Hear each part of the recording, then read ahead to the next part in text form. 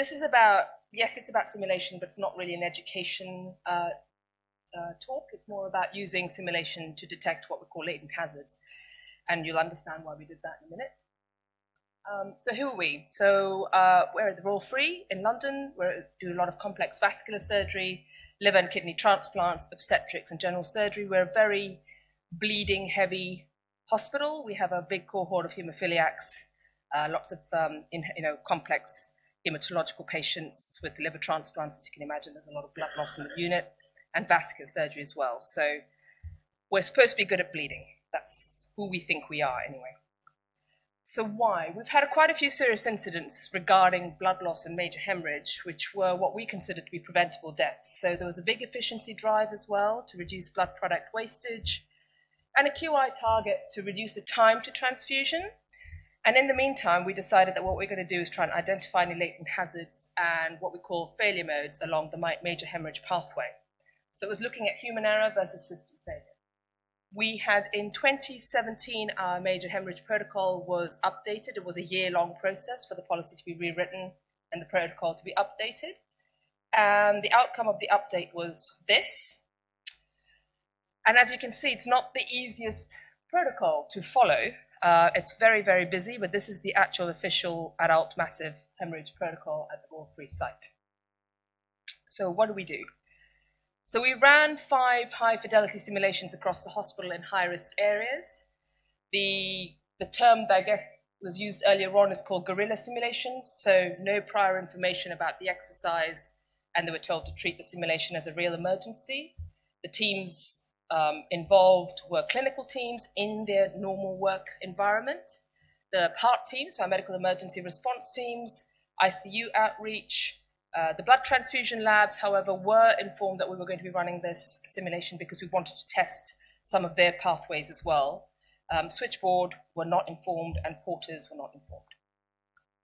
So we did a 30-minute in situ simulation followed by a structured debrief, and the pathway was also independently evaluated using what's called a simplified version of the failure modes and effect analysis tool, which is a kind of systems engineering tool. So a lot of this study was based on a bit of systems engineering, and the participants were also asked for feedback in terms of what did you learn and did you enjoy the simulation, but that wasn't really our primary goal.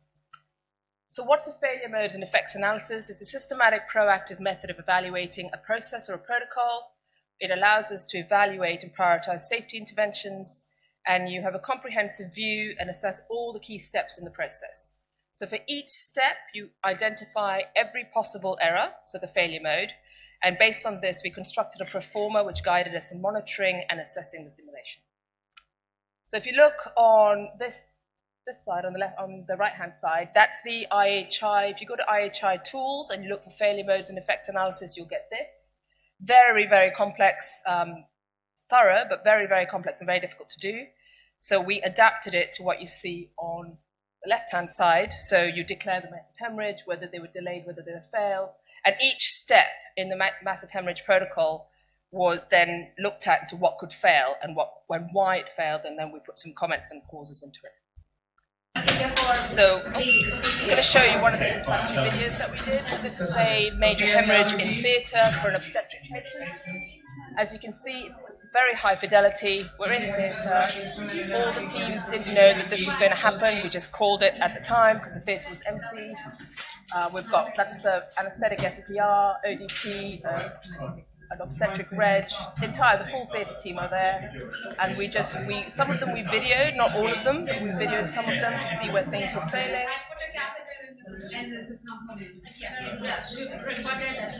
And if you have the intimate, you'll see that we actually have blood products made up. That's the obstetric consultant that's coming to talk to the patient.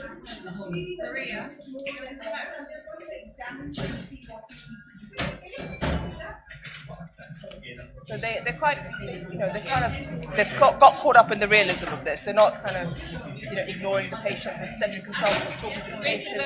The anesthetic consultant will be in there in a minute, and she'll be talking to the patient as well. That's the anesthetic SPR who's talking to the patient, telling them what's going on.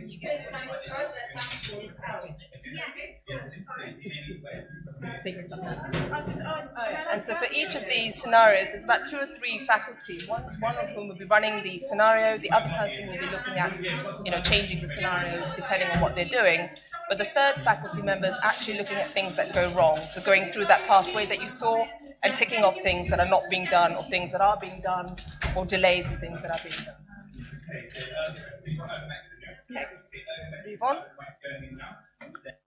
Okay, so this is based on looking at latent conditions and active threats. So there are 2 different things that cause error for us anyway in hospitals or any clinical area. You've got latent conditions, which are in the hospital itself. There are system issues which are constantly there, such as the equipment that you've got, or the design of the equipment, or the faults in the system that are completely, we're unaware of it until it comes up when we made a mistake.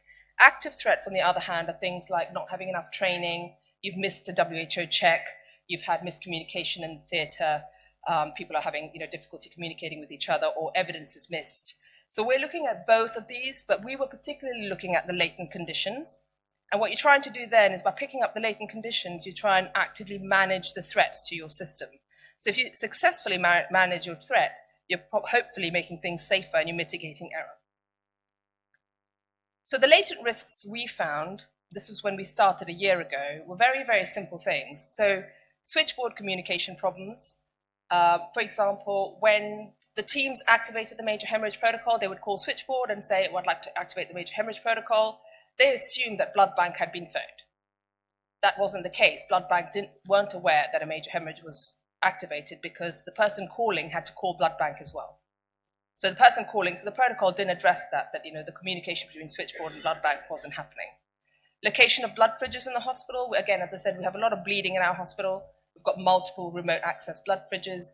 Most people didn't know where their nearest blood fridge was. We did one on the 9th floor, and the HCA who was sent to collect the O-negative blood went all the way down to the 1st floor, when actually the nearest blood fridge was a floor above her. And again, location of blood bank wasn't clearly signposted. We ended up following one of the nurses on one of the simulations, who got to the 1st floor, got lost, spent 15 minutes walking around, and didn't tell anyone that they didn't know where the blood bank was. There were no signs to the blood bank. She then came back upstairs and said, "I don't know where blood bank is." And then the whole thing just went on, basically. It was kind of half an hour of nobody being able to find blood bank to actually get the O-negative blood. So those are some of the latent risks that we found. Active threats that we found was a complete lack of awareness of the protocol. People didn't know how to access it, where it was stored, whether it was on the internet, on the computer, whether it was attached. So one of the protocols was attached to the cardiac arrest trolley, so people got the arrest trolley in but didn't realize that the protocol was on the arrest trolley. They didn't even realize. Because the tranexamic acid is part of the protocol now, they didn't know where it was. Lots of wards didn't stock it, and even if they did stock it, people didn't know how to give it. Appropriate blood samples weren't being collected, and fibrinogen levels were not requested pretty much universally on the wards. The only people who requested fibrinogen levels were in theatres, because they're quite aware of it. So this is, again, it's a systems engineering concept that, you guys have all heard about the PDSA cycles and the QI methodology, but this is more systems engineering, and it's called basically spiral agile. So you have a trigger, you figure out your problem, you understand, you design, and you deliver, and you sustain. So you don't just, it never ends, really. That's the whole point of this, because you have to understand why what you've designed doesn't work, and then you change the delivery to sustain it. So it's quite different from just small PDSA cycles. So for example, the latent risk number 1 we found, which was about the clinicians assuming the Major Hemorrhage Protocol was being activated when blood bank was informed. We gave switchboard a standardized script.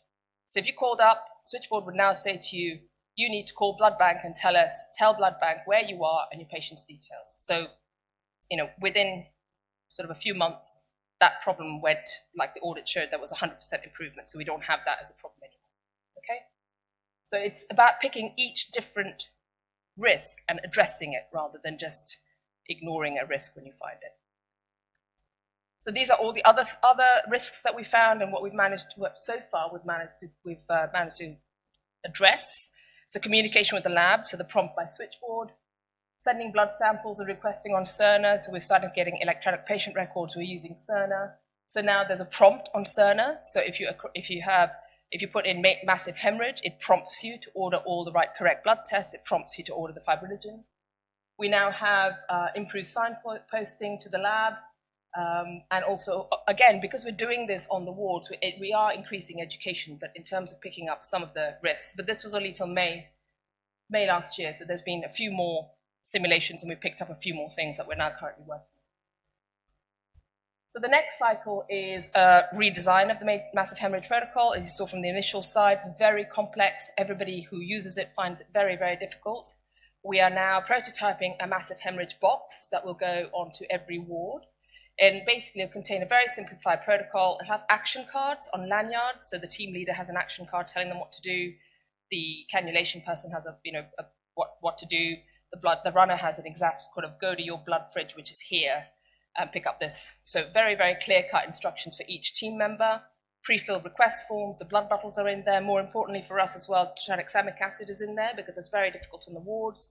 And we found that people didn't know how to draw it up. So we did an action card that just said that. So that's one of the action cards. Just, prescribe it, take it, draw it up and give it. Because on the wards, they don't know how to use this stuff. And we were having a lot of delays with that. And of course, Cerner being the electronic patient record, that will really have a lot of impact in terms of how we run this. So what does SAFER look like? So for us, SAFER looks like a simple and clear protocol. It looks like good, effective leadership, good communication and teamwork, resuscitation of blood products delivered in a timely fashion.